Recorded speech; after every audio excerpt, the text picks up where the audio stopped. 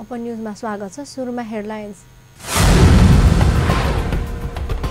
बाराको जितपुर सिमरा उपमहानगरपालिका 4 का आफ्नै बाबुद्वारा छोराहरूको हत्या।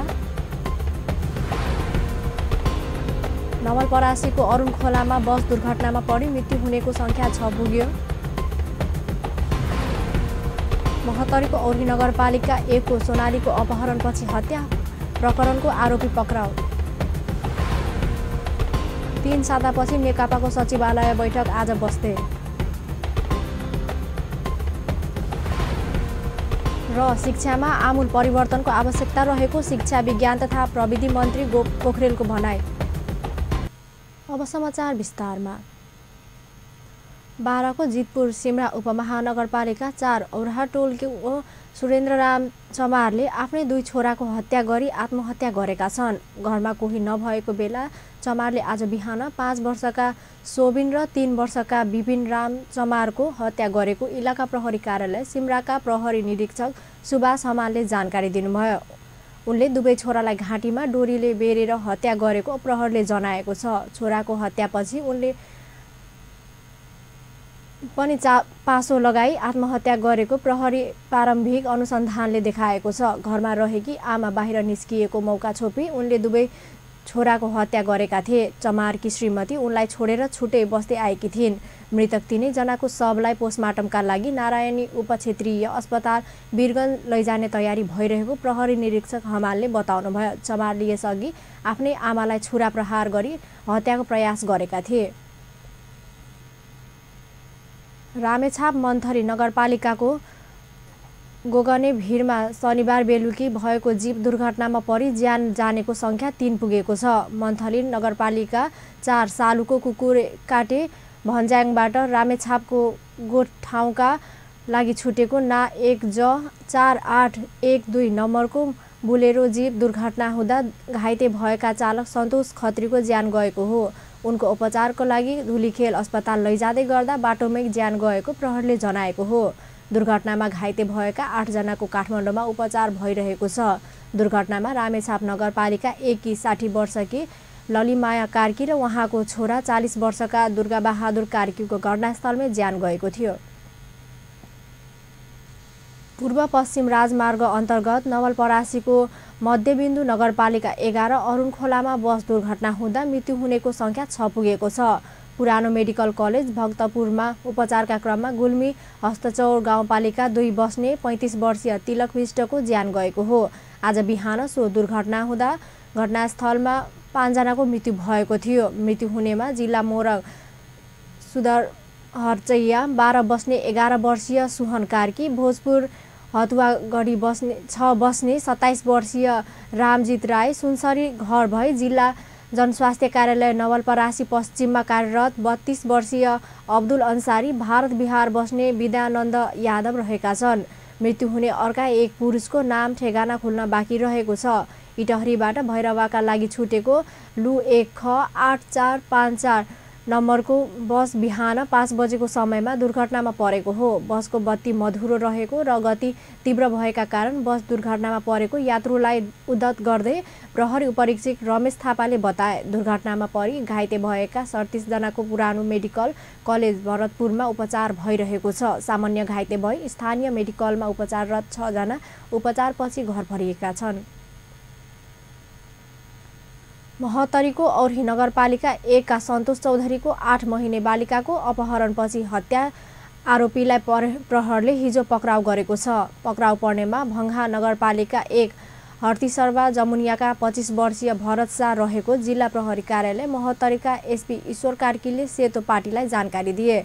उनलाई सुनसरी प्रहरले इनवारवा स्थित भण्टाबारीमा अटो रिक्सा चलिरहेको अवस्थामा पक्राउ गरेको कार्कीले जनाएको छ। भण्टाबारी स्थित प्रहरी चौकीमा कार्यरत प्रहरी सहायक निरीक्षक अवधलाल शाहको टोलीले हत्या आरोपी भरतलाई पक्राउ गरेको हो। औरही नगरपालिकाको वडा नम्बर 1 स्थित औरही बजारमा किराना पसल चलाउँदै आएको चौधरीकी 8 महिने छोरी सोनालिकाको भदौ 9 गते आइतबार अपहरणपछि हत्या भएको थियो।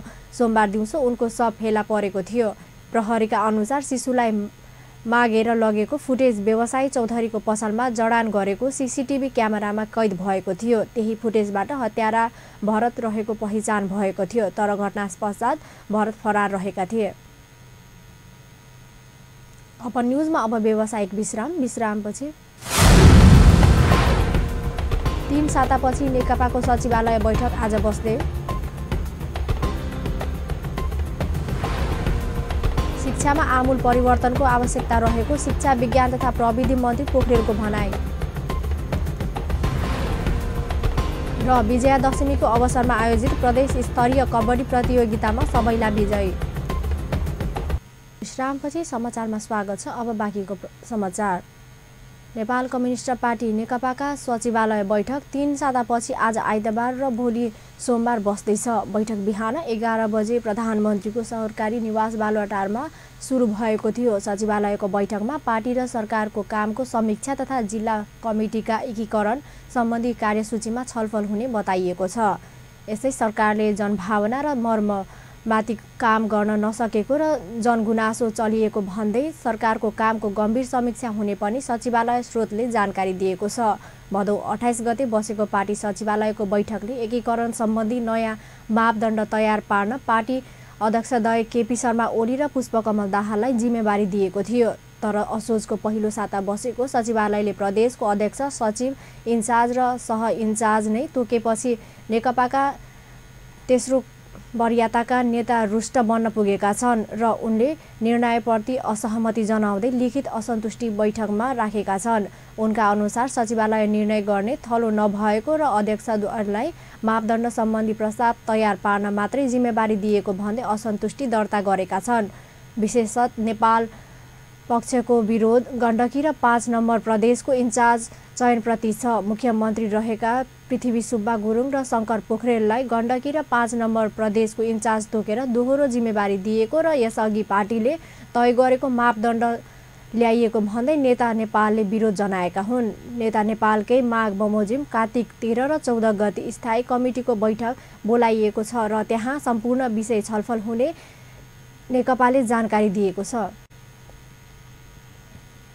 राष्ट्रिय जनता पार्टी नेपालकी महामन्त्री एवं सांसद चन्दा चौधरीले छठसम्म पनि संविधान संशोधन नभए सरकारलाई दिएको समर्थन फिर्ता लिने बारे पार्टीले निर्णय गर्ने स्पष्ट पारेकी छन्।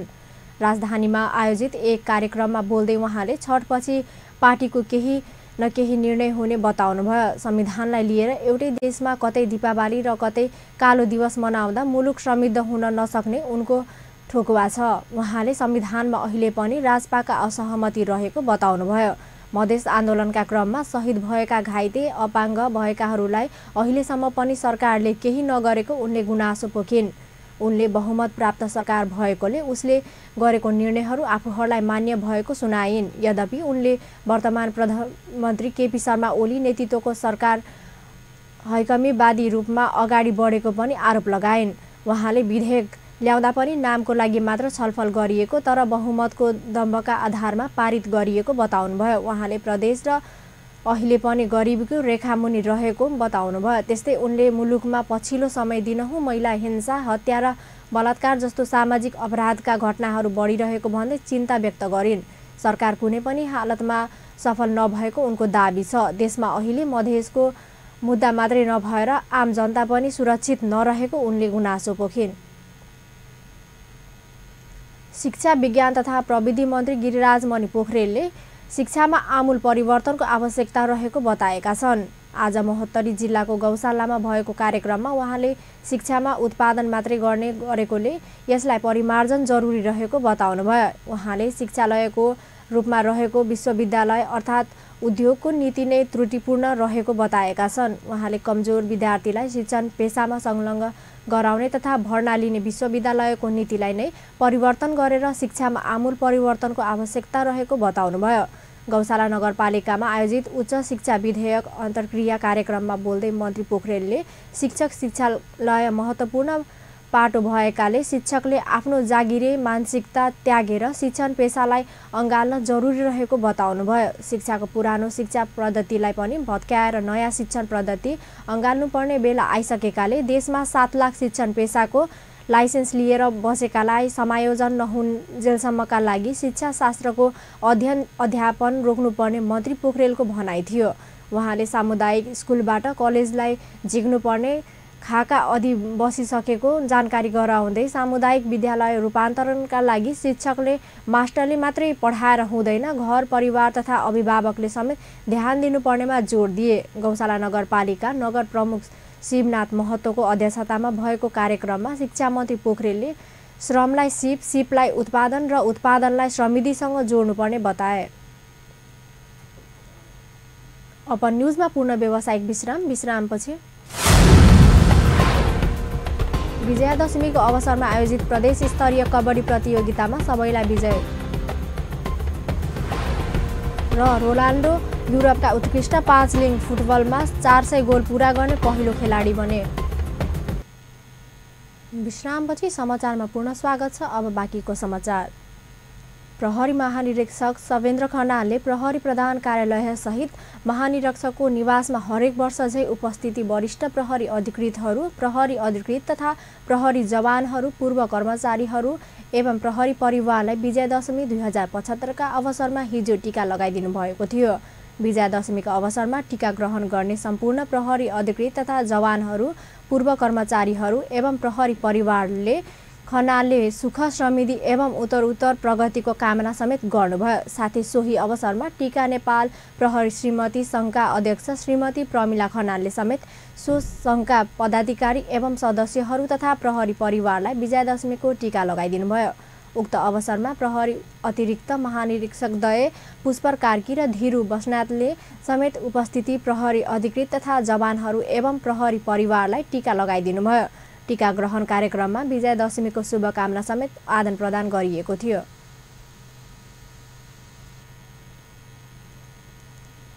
अब खेल समाचार।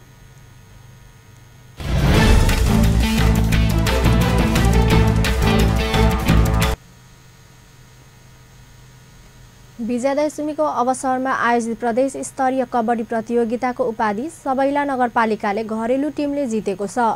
प्रत्येक वर्ष दशैँमा सबैलामा आयोजना हुने कबड्डी प्रतियोगिता यस वर्ष प्रदेश स्तरीय रूपमा आयोजना गरिएकोमा देशमै अव्वल टिम मानिएका कबड्डी सङ्घ धनुषाले टिमलाई पराजित गर्दै सबैलाई टिमले उपाधि जित्न सफल भएको हो।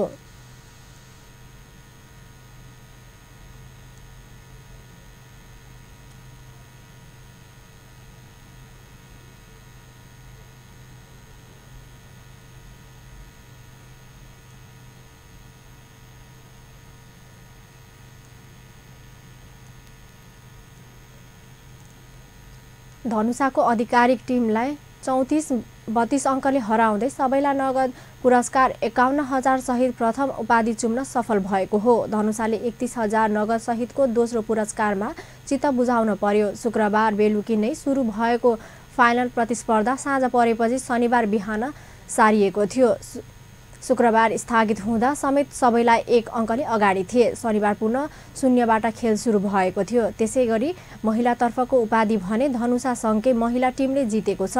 सप्तरी टिमलाई पराजित गर्दै धनुषा अगाडि जित्न सफल भएको हो। विजेता र उपविजेता दुवै टिमलाई सबैला र शहीदनगर नगरपालिकाका मेयरद्वय विजय शङ्कर शाह र उदय यादव वरिपरिया र कबड्डी सङ्घका केन्द्रीय उपाध्यक्ष वीरेन्द्र यादवले प्रदान गरेको थियो। पहिलो हुने दुवै टिमको प्रथम पुरस्कार सबैला र दोस्रो हुने दुवै टिमको पुरस्कार सौजन्य शहीदनगर नगरपालिकाले गरेको थियो। श्री गुराँस युवा क्लब सबैलाको आयोजनामा हुने प्रतियोगिता प्रदेश स्तरीयसम्म आइपुगेको र आगामी दिनमा राष्ट्रिय स्तरको आयोजना गर्ने क्लबका अध्यक्ष नथुनी यादवले घोषणा गरेका थिए। क्रिस्टियानो रोनाल्डो युरोपका उत्कृष्ट 5 लिङ फुटबलमा 400 गोल पूरा गर्ने पहिलो खेलाडी बनेका छन्। इटालियन सिरिए अन्तर्गत शनिबार रातिको खेलमा युभेन्टसका लागि गोल गर्दै रोनाल्डो यो कृतिमान बनाएका हुन्। रियल मड्रिडबाट यसै सिजन युभेन्टस पुगेका रोनाल्डोले 10 खेलमा 5 गोल गरेका हुन्। रोनाल्डोले युभेन्टसबाट सिरिएमा 5, म्यान्चेस्टर युनाइटेडबाट इङ्ग्लिस प्रिमियर लिगमा 84 तथा रियल मड्रिडबाट ला लिगमा 311 गरी लिग खेलमा 400 गोल गरेका छन्। अन्त्यमा हेडलाइन्स पुनः एकपटक। बाराको जितपुर सिमरा उपमहानगरपालिका 4 का आफ्नै बाबुद्वारा छोराहरू हत्या। नवलपरासीको अरुणखोलामा बस दुर्घटनामा परि मृत्यु हुनेको संख्या 6 पुग्यो। महोत्तरीको औरही नगरपालिका 1 को सोनारीको अपहरणपछि हत्या प्रकरणको आरोपी पक्राउ। 3 सातापछि नेकपाको सचिवालय बैठक आज बस्दै। र शिक्षामा आमूल परिवर्तनको आवश्यकता रहेको शिक्षा विज्ञान तथा प्रविधि मन्त्री पोखरेलको भनाई। हस् त अपन न्युज अहिलेलाई यति नै। पल पल खबर तेज नजर हेर्दै रहनुहोला अपन टेलिभिजन। नमस्कार।